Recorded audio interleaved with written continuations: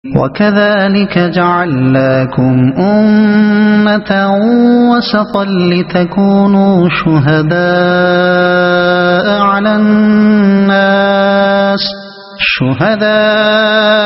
على الناس ويكون الرسول عليكم شهيدا.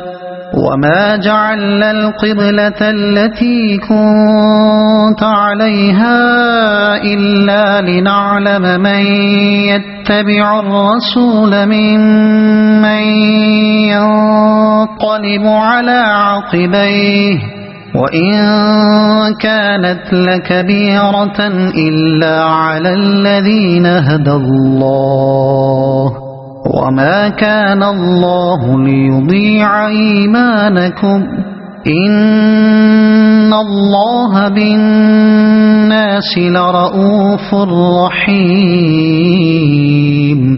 قد نرى تقلب وجهك في السماء